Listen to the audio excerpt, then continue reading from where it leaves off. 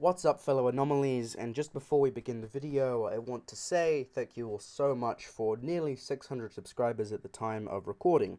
If you want to join my Discord, you can suggest videos, talk to me about stuff, and even help make more videos in the future. I'll be posting polls every now and then to see really what you want from me. Do you want this kind of video or this kind of video? In fact, this video was voted on by the community, and I really do hope you enjoy the video. Let's get on with it. Begin audio log. Subject 227. The man in the box. Discovered in a small farm during a meteor shower. The man who discovered its name is classified. The box is 1 meter by 1 meter. The box must be contained in a 2 meter by 3 meter room. All personnel can access the room, but none are allowed to touch it. The box has the same face on every surface, except for one. A face, or at least an imprint of a face, remains on one side of the box. The face has no eyes, but simply holes where eyes should be. Its nose is quite large and long.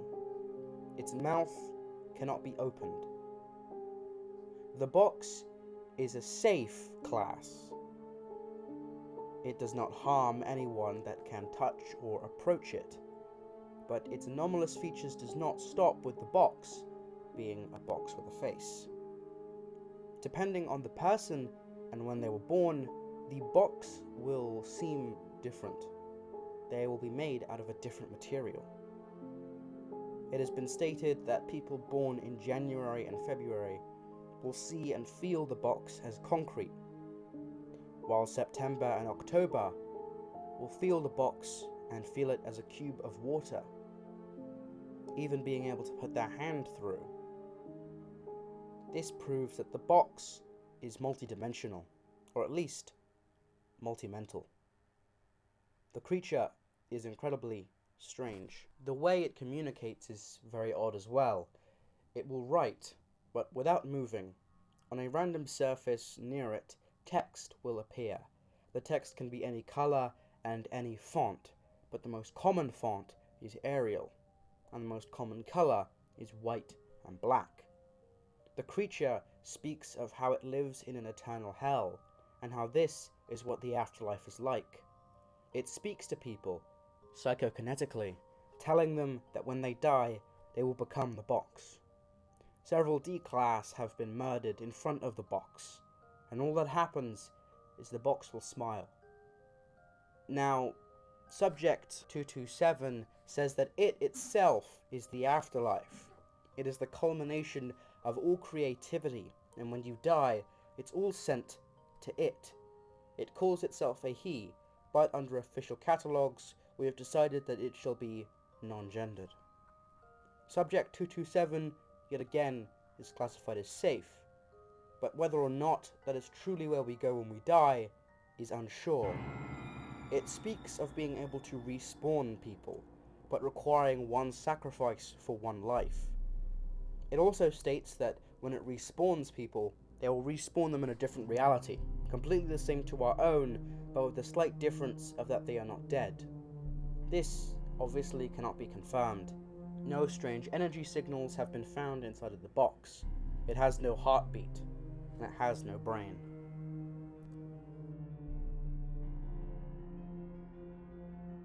Subject 132, otherwise known as the interdimensional slug.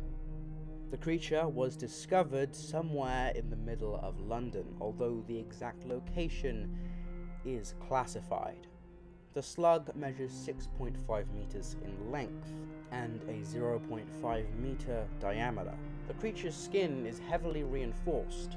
Although soft to the touch, the creature can stop bullets from entering its body. It has a soft grey look to it, with large blue spikes of hair on the back of its head. The creature salivates a bright green liquid at random intervals. Whatever the liquid touches, it pools and creates a portal.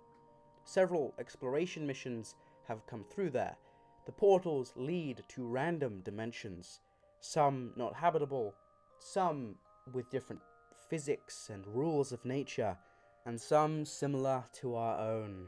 The creature must be contained in a large pool of water. Once the liquid touches our natural water, it will dissipate and will not create a portal. The slug, however, lives in water and can breathe quite well.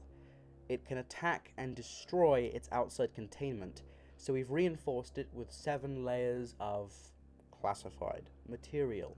The creature is classified as no personnel under class level 4 can enter the area where it is contained.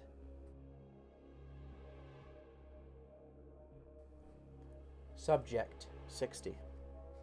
The large cat. Discovered somewhere in London, in a classified location. The cat measures almost 6 meters tall. It has sharp teeth, sharp claws, and skin strong enough to withhold bullets and even tranquilizer darts. In a 10 meter by 4 meter apartment deep below the ocean. Except the object class is Kita.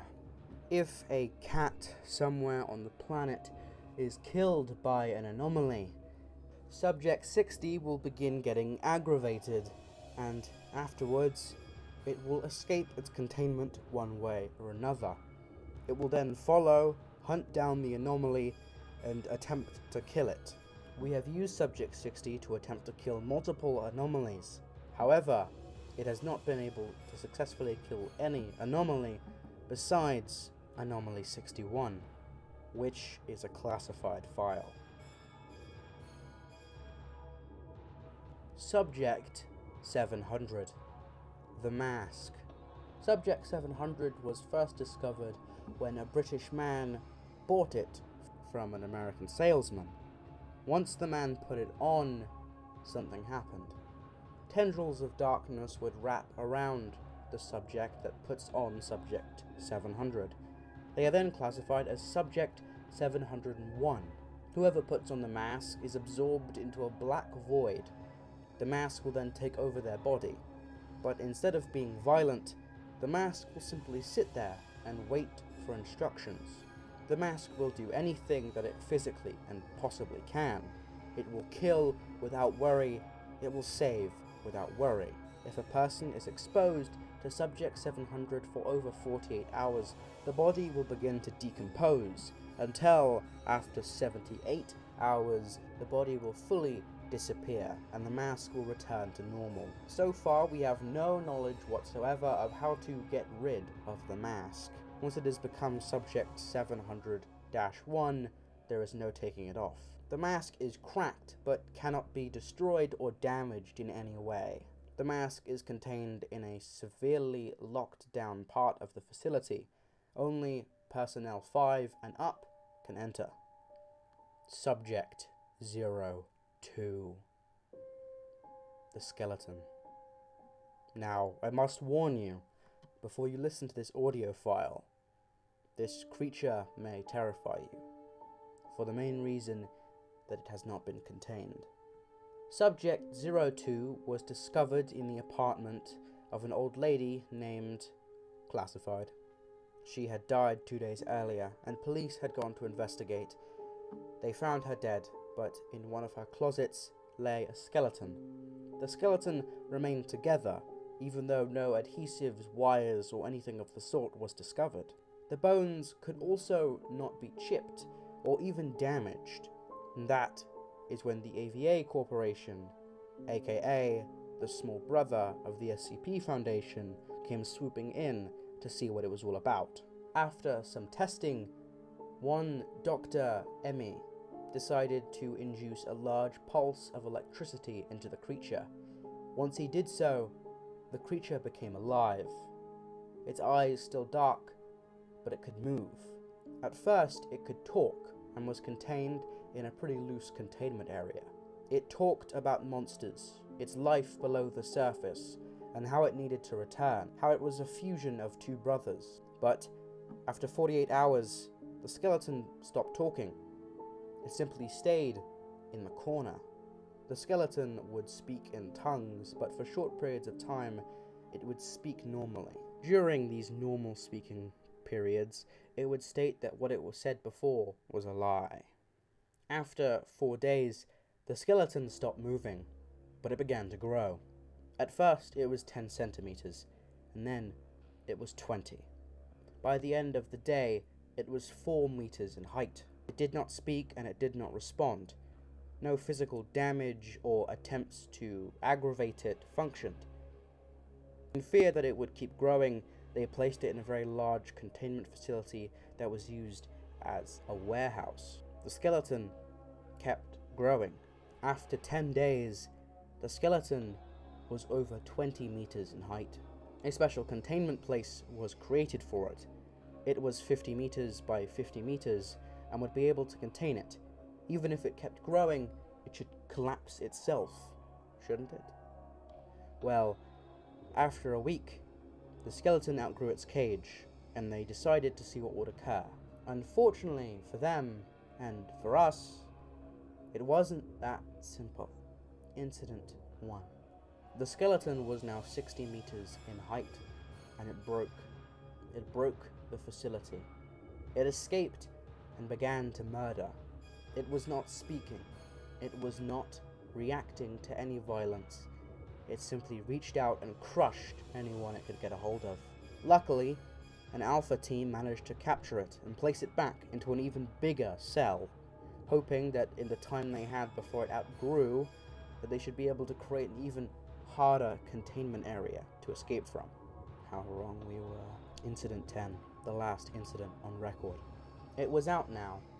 It had destroyed most of the sector and was running. It was over 100 meters in height, and it was tumbling towards a nearby town. No matter how many MTF we threw at it, it never came close to dying, let alone being hurt. Missiles, bombs, grenades, weapons of mass destruction, anything. Nothing could hold it back. For the last 2 years, it's been gone. There have been sightings of it in the distance, but never anyone close up. Maybe anyone who sees it that close dies, but no mysterious crushing deaths have been called in. And neither has any visual evidence been shown. By some doctors' calculations, the creature should be over 1 kilometer in height. It should be the tallest creature in the world, tumbling against mountains, walking over cities, but it's gone. Only accounts can be made.